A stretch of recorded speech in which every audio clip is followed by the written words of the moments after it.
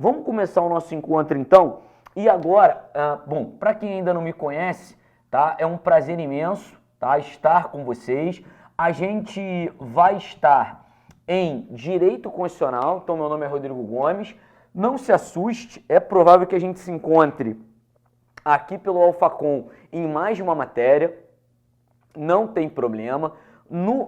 Na maioria das hipóteses, a maior probabilidade é a gente se encontrar em Constitucional, Penal e Processo Penal, tranquilidade? Mas aqui a gente está na nossa matriz de Constitucional, tá? Vamos devagar, a gente vai fazer mais um pontozinho que, na verdade, é continuidade do encontro anterior, tá? Então a gente estava vendo direitos e garantias, então a gente ainda está em direitos e garantias, beleza?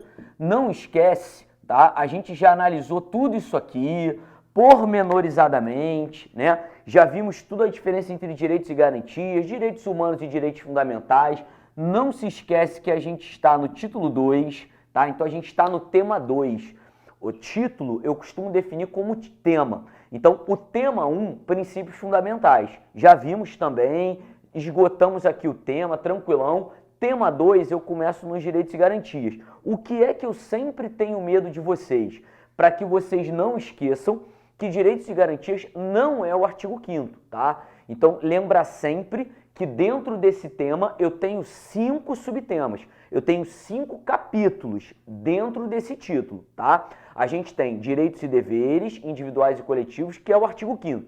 Nós temos os direitos sociais, que a gente ainda vai analisar, temos a nacionalidade, que a gente vai completar agora nesse encontro, direitos políticos e partidos políticos. Então a gente tem isso que é meu medo. 5 direitos e garantias fundamentais, expressamente ali de uma maneira a priori, né? Num primeiro contato, você tem 5 direitos e garantias. Qual é meu medo? Quando você entra nos direitos e deveres individuais e coletivos do artigo 5º, você também tem 5 direitos e deveres, que é vida, igualdade, liberdade, segurança e propriedade. Então, cuidado nessa hora da prova aí, principalmente se você vai para uma banca CESP, né, se você é de um tribunal, se você é de uma polícia, né, geralmente concursos em âmbito federal, né, administrativas também, o próprio INSS é um concurso, né, de abordagem da CESP. Cuidado, porque nessas expressões a banca CESP, por exemplo, tenta te pegar ali, tá? Então, direitos e garantias, 5. Direitos e deveres individuais, 5 também. Só fica ligado para você saber diferir, tá? Onde eu estou aqui? Já analisamos direitos e deveres individuais e coletivos.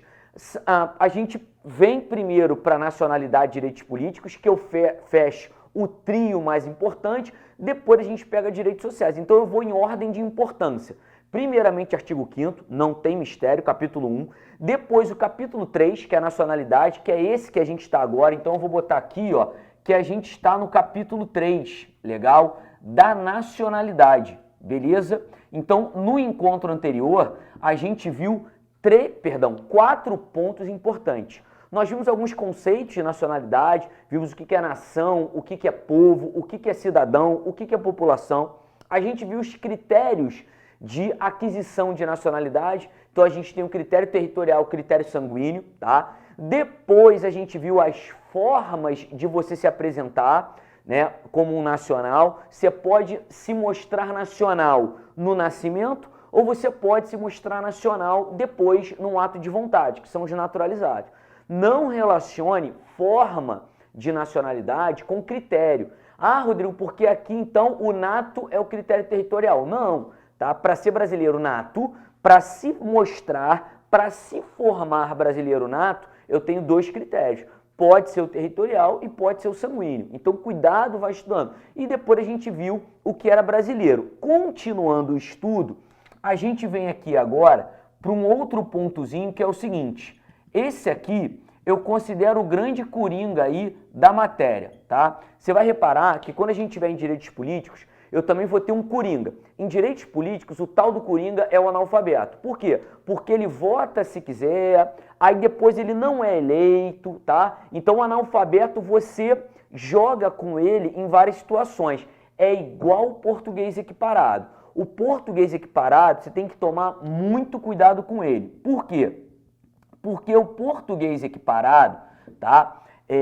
Ele aparece ali no parágrafo 1º, e você, de repente, pode ter um amigo, pode ter um familiar É muito comum a galera falar, ah não, porque eu tô com cidadania portuguesa, eu tenho cidadania americana, o famoso green card, né? Na Europa também, principalmente Portugal, é o mais comum aí de vocês ouvirem falar. Muito cuidado, essa pessoa que fala para você que tem cidadania portuguesa, ela não é portuguesa, tá? Ela tem todos os direitos civis, pô, tem passaporte, tem o cadastro, né, de pessoa física, ter habilitação, carteira de trabalho, mas ter cidadania não te torna nacional daquele país e nem o português aqui. Então, muito cuidado. O que eu quero que você, já ia falar mentorize aí, que tá na moda agora.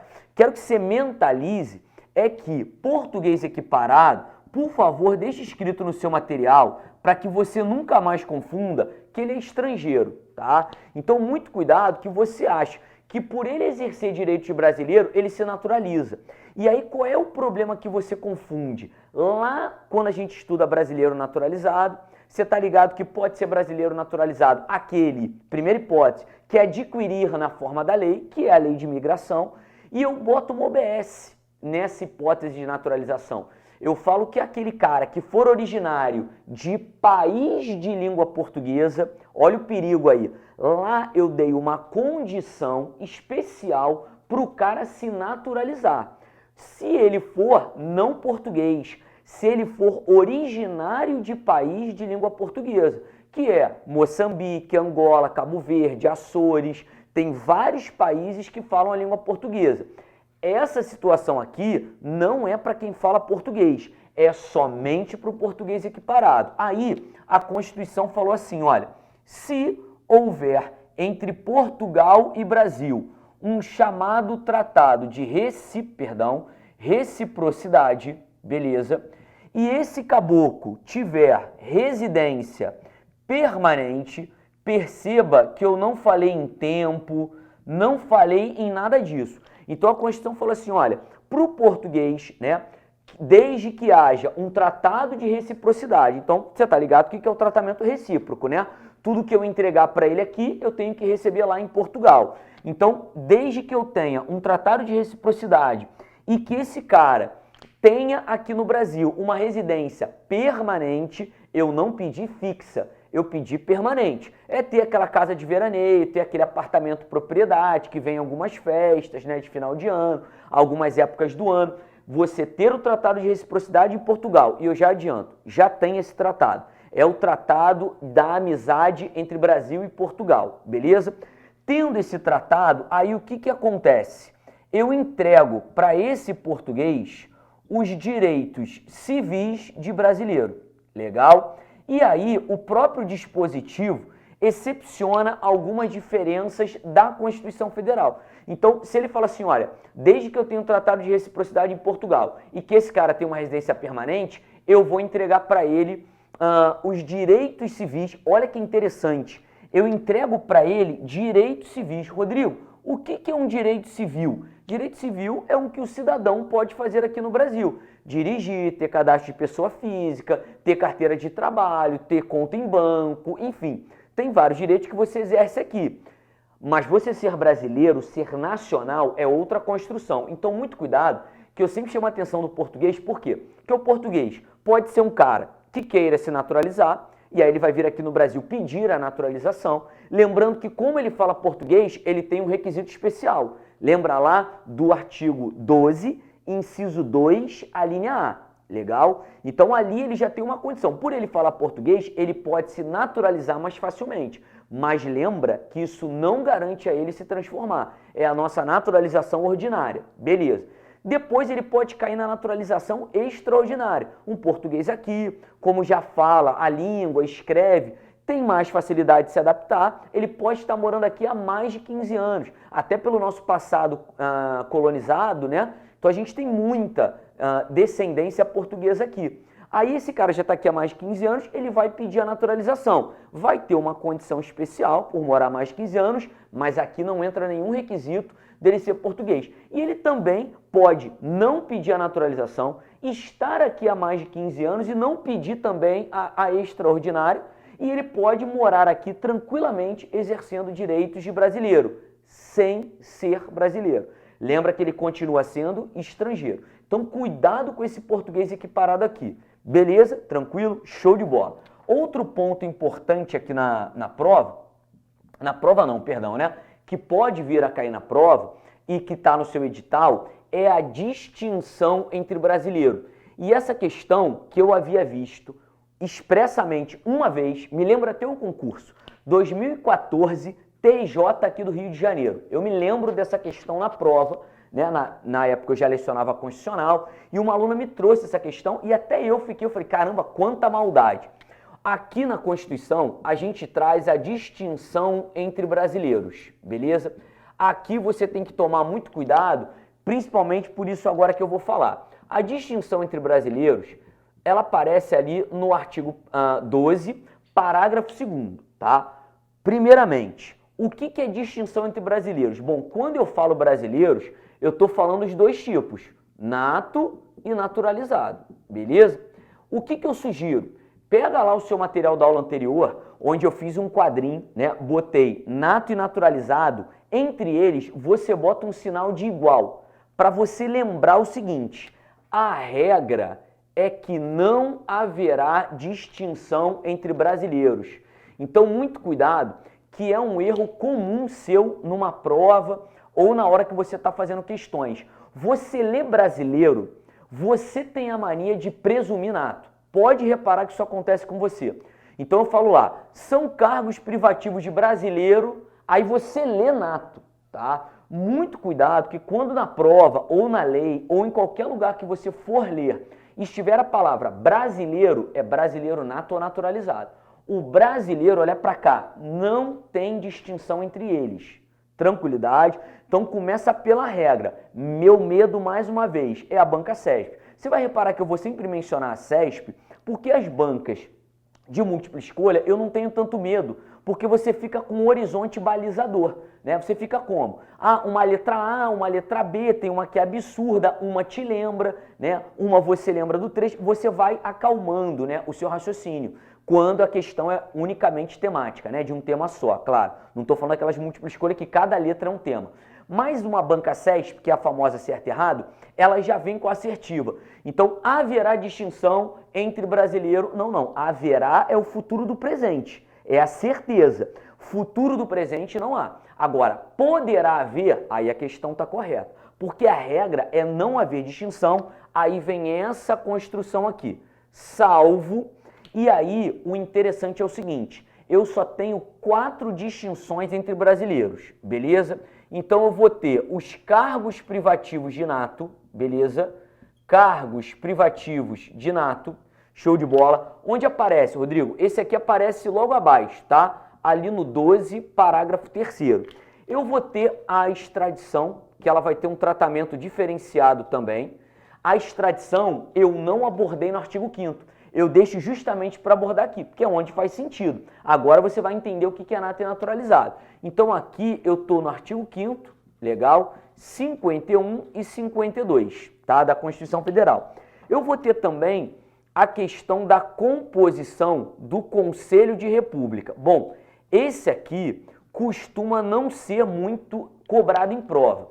Para você estudar Conselho de República, é quando pedir no seu edital Poder Executivo e nada a falar. Se tiver assim, Poder Executivo, ponto, aí você tem que estudar o Poder Executivo todo, inclusive os órgãos que o compõem. Então você vai estudar os ministérios e vai estudar inclusive esses 2 conselhos, né, que são de caráter consultivo do presidente da República. Eu tenho o Conselho de República e o Conselho de Defesa Nacional, tá? Só que agora eu não quero. Por quê? Porque a maioria das provas, o que eu tenho visto? Vem Poder Executivo. Claro que eu não estou falando da prova de bacharel em Direito. Aqui a gente sempre abre um parêntese. Não estou falando de provas de delegado, de promotor, de juiz, de defensor. Todas as outras, que são aquelas geralzonas, tá?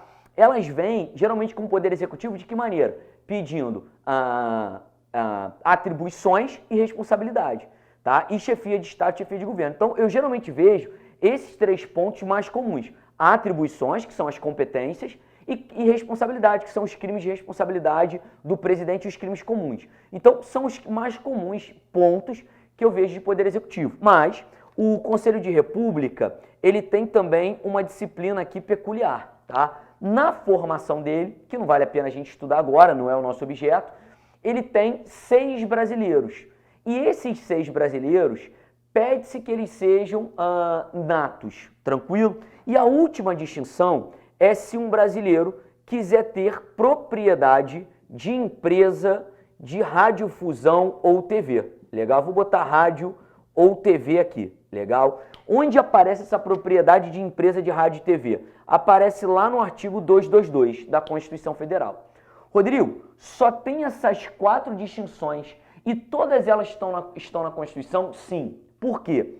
Porque aqui eu já quero botar essa questão maldosa que eu vi no TJ aqui do Rio de Janeiro de 2014 e vi também na prova CESP, não me lembro agora de qual carreira e nem de qual cargo, tá? Mas ela viu o seguinte, não haverá distinção entre brasileiros, salvo as exceções previstas em lei.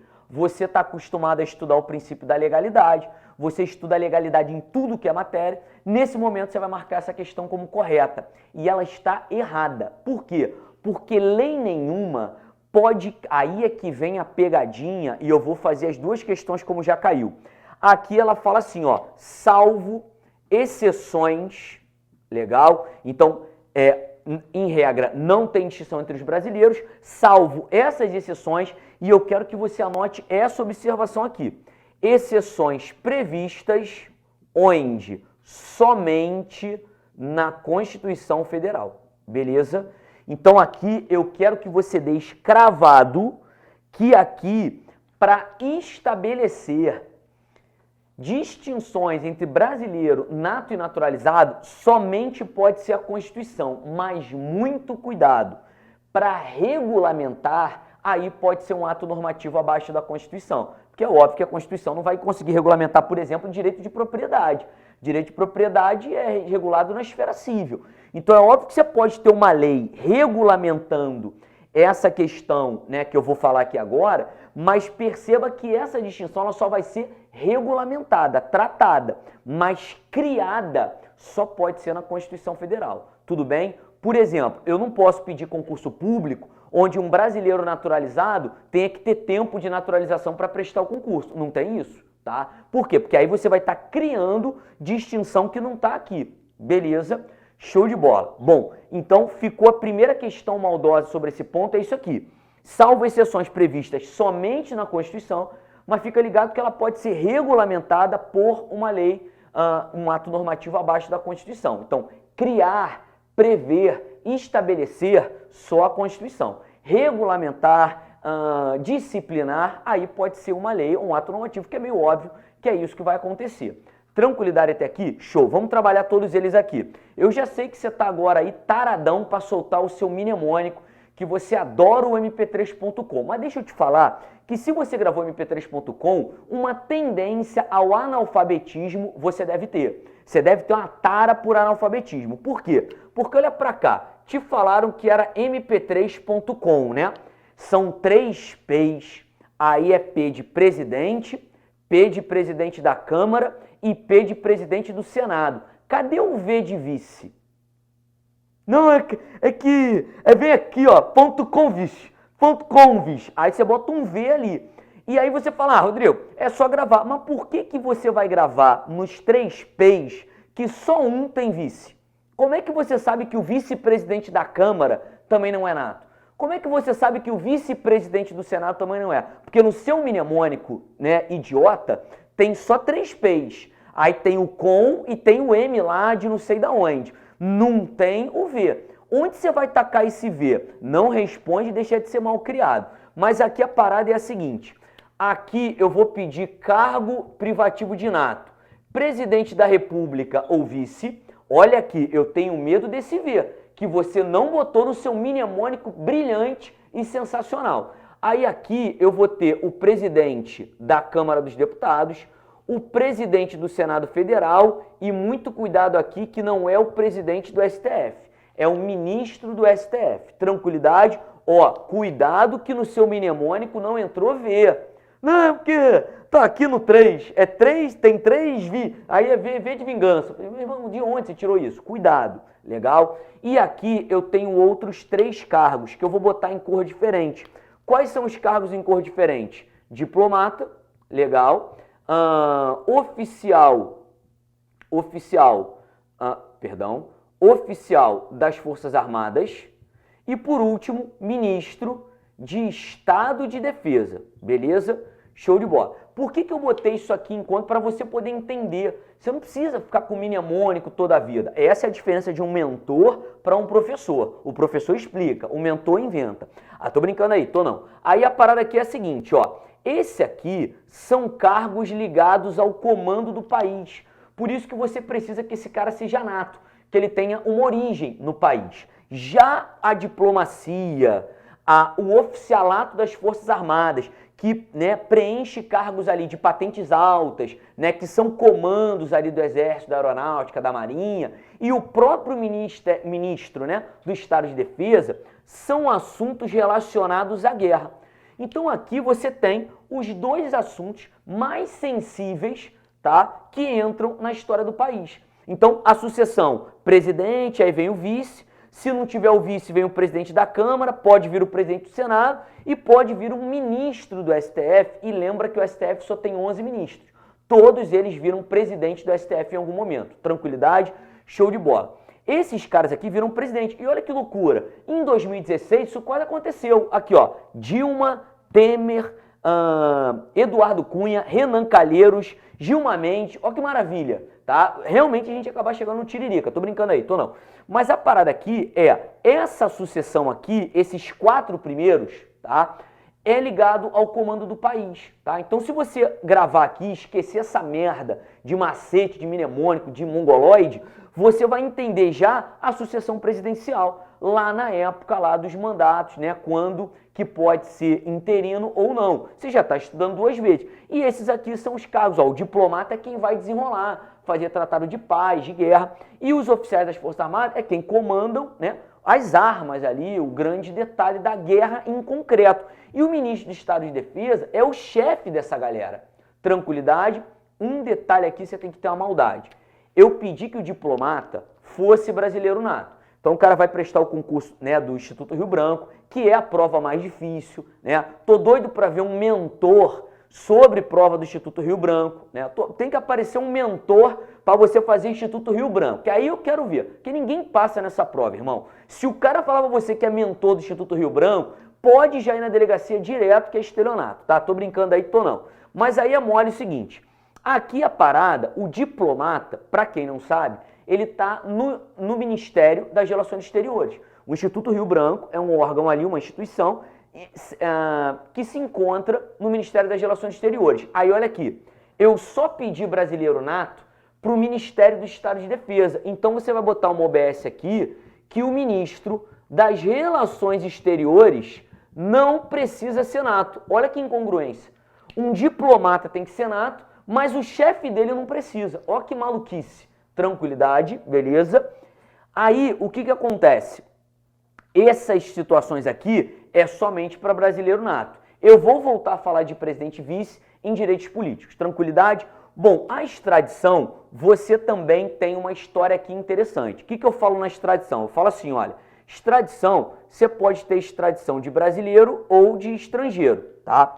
Brasileiro, você sabe que eu tenho 2. Eu tenho brasileiro nato e eu tenho brasileiro o quê? Naturalizado.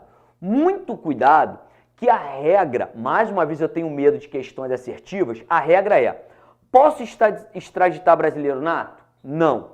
E naturalizado? Também não. Tranquilidade? O estrangeiro, não vejo nenhum problema, em regra ele vai poder ser extraditado. Rodrigo, o brasileiro naturalizado não é extraditado? Não. A Constituição disse assim no 551, o brasileiro... Não falou nato, aí é que é teu mal, tu lê nato, mas ali não tá nato. Ele falou, o brasileiro não será extraditado. Então, qual brasileiro que não será extraditado? Os 2. Salvo o naturalizado, aí é que vem, o naturalizado, em regra, ele não é extraditado. Aí você já sabe as situações. Salvo, não é verdade? Em caso de crime comum, show de bola, ou em comprovado envolvimento com tráfico o quê? Ilícito de entorpecente, legal? Só lembra que esse aqui é envolvimento com crime comum praticado antes da naturalização. Já o tráfico ilícito de entorpecente pode ser antes ou depois. Show de bola até aqui, beleza? Então não esquece. E nunca se esqueça que a extradição jamais haverá por crime político ou de opinião.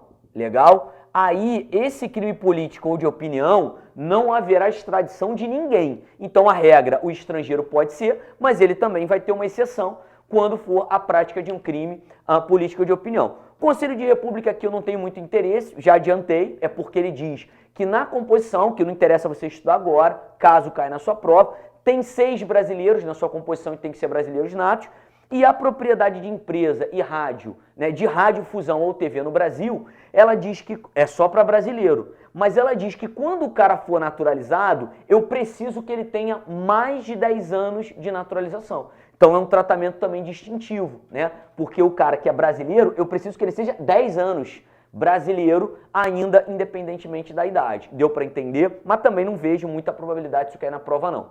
Beleza, até aqui, muito cuidado com essa questão, legal, que é somente na Constituição e eu posso regulamentar por lei, e muito cuidado aqui com o seu mnemônico, que ele pode te prejudicar. Na hora você está no início de estudo, levou o V e pode achar que é vice em todas as configurações de presidência. Tranquilidade?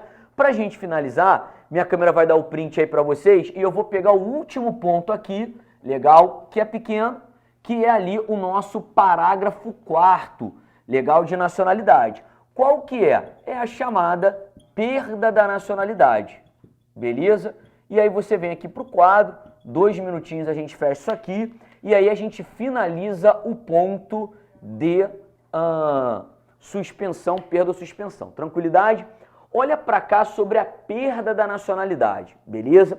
Aí a grande questão de prova e dúvida e de aula. O brasileiro nato pode perder a nacionalidade? E a resposta é sim. Vamos tentar trabalhar aqui. Então, ó, 2 hipóteses de perda da nacionalidade. Bom, a primeira delas é o cancelamento da naturalização, beleza? E aí ele fala por sentença judicial e o motivo ele fala por motivo de quê? De atividade nociva ao interesse nacional. Olha, isso aqui é um conceito vago, beleza? Não sei te dizer o que seria uma atividade nociva, mas a gente teria vários exemplos, né? Um tráfico internacional de pessoas, né? Uma exploração sexual infantil, tráfico internacional de drogas, tráfico internacional de armas, tudo isso é comprometedor para o nosso interesse nacional. Um detalhe, essa primeira hipótese é somente para o cancelamento de quê? Da naturalização. Então, essa primeira hipótese é só para quem for naturalizado, legal? Declara-se a perda da naturalização, o cara automaticamente volta a ser o estrangeiro, né, a nacionalidade antiga, e ele vai perder. Agora, percebe que aqui eu tenho uma outra hipótese. Aquela hipótese do caboclo adquirir outra nacionalidade. E aqui, na aquisição de outra nacionalidade, qualquer brasileiro. Você está lá na Bélgica, gostou da cervejinha de lá, do chocolate, vai virar belga. Se não for um país que permita, né, o critério sanguíneo e você está pedindo a naturalização, meu irmão, perdeu, mesmo você sendo nato, você perde a nacionalidade brasileira. Então, o que eu quero que vocês entendam? Adquiriu outra nacionalidade, regra, perde a brasileira. A regra é não poder acumular. Legal? Então, dupla, tripla, múltipla nacionalidade são exceções, desde que esteja aqui, ó. O cara que adquirir outra nacionalidade, salvo 2 hipóteses. Tranquilidade, perdão, deixa eu botar aqui melhor. Salvo 2 hipóteses em que a lei estrangeira, cuidado então, a lei estrangeira, primeira hipótese, reconhecer o nacional de lá como originário. Bom, aqui você tem que lembrar o início da aula. O que é originário? É o nato. Então vamos lá, a primeira hipótese. A primeira hipótese de você poder acumular sem perder é, por exemplo, você for a Portugal, você está ligado que Portugal adota critério sanguíneo. Então você é filho de português. Vai a Portugal pedir outra nacionalidade. Você está indo lá pedir a portuguesa. Só que quando você chegar em Portugal, como eles adotam critério sanguíneo, a lei estrangeira, a lei portuguesa, vai te reconhecer nesse momento como originário, pelo critério sanguíneo. Troca, ela vai te reconhecer como nato. Então, nesse momento, você tem o direito de ser nato português e nato brasileiro. Tranquilidade até aqui? Show de bola. Agora, uma outra hipótese é a hipótese da lei estrangeira impor a naturalização, beleza?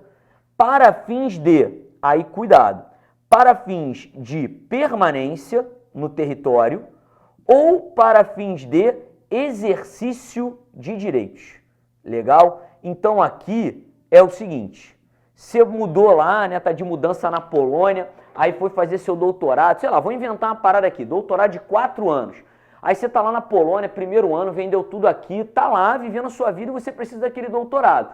Nesse momento vem a mudança na Constituição polonesa e eles podem, cada povo tem a sua cultura e fala, olha, agora para permanecer aqui em solo nacional, diante do coronavírus, uma situação, eles vão publicar que somente quem for nacional. Nesse momento você vai pedir a nacionalidade polonesa, vai chegar aqui no Brasil e vai mostrar, olha, a Constituição dos caras pediram que para eu permanecer no território eu tivesse que me nacionalizar. Nesse momento você pode acumular. Ou para fins de exercício de direitos. A galera que acompanha futebol tá ligado, acontece com muitos jogadores de futebol, que são obrigados a pedir a naturalização para efeitos de quê? De trabalho, de casamento também. Então você pode ser obrigado por uma imposição da lei estrangeira, desde que é mole você comprovar isso, só você trazer uma cópia da lei e pronto, você consegue acumular. Mas regra é não poder acumular. Você tem que preencher uma dessas duas hipóteses.